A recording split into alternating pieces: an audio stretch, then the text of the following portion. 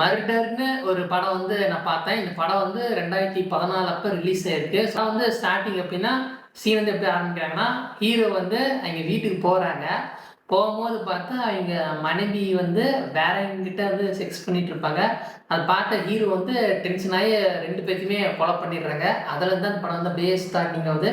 அப்புறமேட்டு ஹீரோ வந்து தன் பையன் ஒரு பையன் இருக்கான். ஹீரோக்கு வந்து ஒரு பையன் இருக்கான். ஸோ ஹீரோவும் அந்த பையன் வந்து வேற ஊருக்கு போயிடுறாங்க.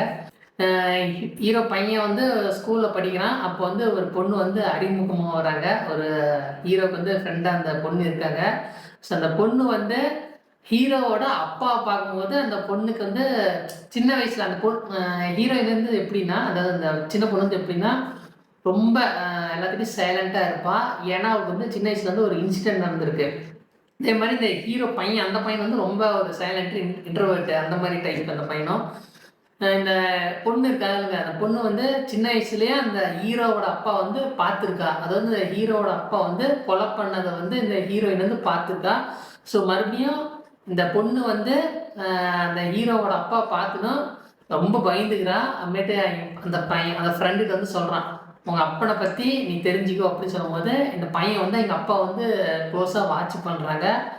அப்பதான் தெரியுது ஹீரோயின் வந்து உங்க அப்பா வந்து பத்தி தெரிஞ்சுக்கோ அப்படின்னு சொல்றதுனால, ஹீரோ அந்த பையன் வந்து எங்க அப்பா பத்தி தெரிஞ்சதுக்கோசரம் நைட்ல வந்து எங்க அப்பாவுக்கு தெரியாம எங்க வேன்ல வந்து ஏறி போயிடுறான். எங்க அப்பா வந்து ஒரு ஹீரோ, அதாவது ஹீரோ தான், ஆனா வந்து ஒரு சைக்கோ மாதிரி. ஸோ யாராவது சேர்ந்து இருந்தாங்களா, ஹஸ்பண்ட் அண்ட் ஒய்ஃப் லவ்வர்ஸ் யாராவது சேர்ந்துருந்தா போய் கொலை பண்ணிடுவான், கத்தியில குத்திக்கிட்டு கொலை பண்ணிடுவான். இதை வந்து எங்க பையன் பார்த்ததுனால ரொம்ப டிப்ரெஷன் ஆயிடுறான். சரி, நம்ம அப்பா இப்படிப்பட்ட ஒரு ஆளா அப்படின்னு சொல்லி ரொம்ப டிப்ரெஷன் ஆயிடுறான். அப்படியே நம்ம ஸ்கூலுக்கும் வரதில்லை. அதாவது இந்த பையன் வந்து நினச்சிக்கிறான், எங்கள் அப்பா வந்து இவ்வளோ ஒரு மோசமான ஆள், அப்போ அவனோட பையன் நானும் இப்படி தான் மோசமாக இருப்பேன், அவனோட ரத்தம் தான் நம்ம உடம்புலையும் இருக்குன்னு அவன் தன்னைத்தானே ரொம்ப காயப்படுத்திக்குவான். இதில் வந்து ஒரு சீன் ஒன்று வரும். அதாவது இங்கே டீச்சரு, அந்த பையனோட டீச்சர் வந்து ரோட்டில் நடந்து போயிட்டு இருக்கும்போது அந்த பையன் வந்து அந்த டீச்சரை கொண்டு பண்ணுவான். கொண்டுட்டு எதுக்கு கொண்டான்னா அந்த காரணம் நீங்களே கவனிங்க எதனால கொண்டான்னா, இப்போ அந்த டீச்சர் வந்து ரொம்ப நல்லவங்க. ஸோ அவங்களோட ரத்தத்தை குடித்தா நானும் நல்லவனா ஆயிடுவேன் அப்படின்னு நினச்சி அந்த டீச்சரோட ரத்தத்தை குடிக்கிறான். ஸோ சீன் பாருங்க எப்படி இப்படி இருக்குன்னு. ஸோ அம்மிட்ட அந்த ஹீரோயின் வராங்க, பேசி பேசி அப்படியே சமாதானம் ஆயிடுறாங்க. கடைசியாக எங்கள் அப்பனை வந்து அந்த பையனே கொண்டுடுறான். எங்கள் அப்பா வைக்கிறாங்க. இந்த ஹீரோவும் அந்த சின்ன பையனும் அந்த சின்ன பொண்ணு வந்து இங்கேருந்து நம்மளுக்கு பிரச்சனை ஆயிருன்னு சொல்லி தப்பிச்சு வந்து போயிடுறாங்க. அம்மிட்ட அந்த ஹீரோ இருக்கிறனால, ஹீரோலாம் வில்லை, அதுவும் சைக்கோ மாதிரி அவன் வந்து துரத்திட்டே வருவான் அந்த பையனை பிடிக்கிறதுக்கோசரம். கடைசியாக வந்து என்ன ஆகுதுன்னா, இந்த பையன் வந்து எங்கள் அப்பாவே கொண்டு வருவான் கத்தியில்.